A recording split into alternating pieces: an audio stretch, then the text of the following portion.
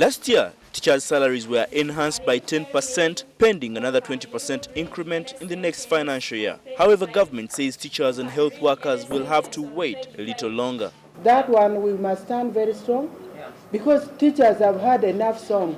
Last week, State Minister for Public Service, Sezi Mbaguta, advised the aggrieved teachers to either accept the little from government or resign and go ride border borders. But if I'm a public officer and I think that the current salary does not live to my expectation, then you leave that particular job and get another one which will pay you well. When they want to invest in border or they want to buy a car.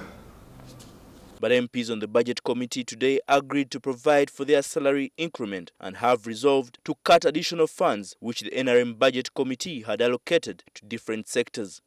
Can we cut every sector that got here on the additions? Some money to start with. The additional resources are amounting to 383 billion.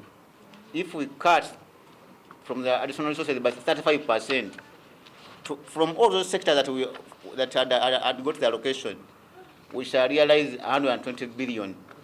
That will be the first money. The other money will be 32 billion. It will come as cash from the remittances from local governments. The other money is 10 billion from the Banner project. Well, Karuma is a very urgent priority, but if it is not going to be utilized this financial year, why don't we attempt to allocate to those areas which have been pending, like the teachers? We must have a freeze on the purchase of some of the vehicles. There must be a policy shift. Soroti fruit factories, we have been allocating money totaling to a tune of 20 billion shilling.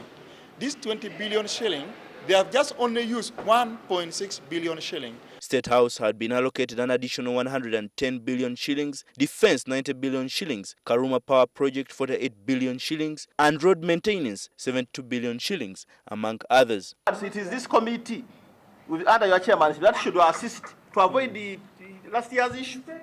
If you don't do that, then we shall have the problem last year. But then you have a problem. Your budget is 740 billion short. What do? What do we do? Should we mortgage the oil ahead of time so that we pay the teachers? Probably that's the best alternative. It's difficult. But as the chairman of the committee, I go with the committee's decision that we recommend to Parliament, to government, to deduct this money from other areas. And yet we are not committed ourselves as government for judges. We are committed ourselves for teachers. A total of 12 trillion shillings has been earmarked for the 2013-2014 financial year, with donors contributing a paltry 49 billion shillings compared to their previous allocation of 740 billion shillings.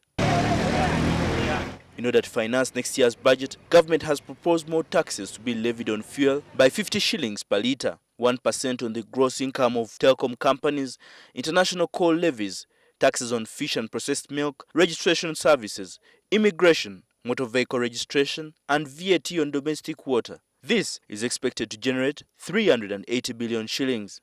Some taxations to cigarette and alcohol, or the spirit we can call it, because if you see alcohol, yes, people consume it a lot. Last financial year it has been put, but we see even it has not given, we have not realized any change. We have to put more.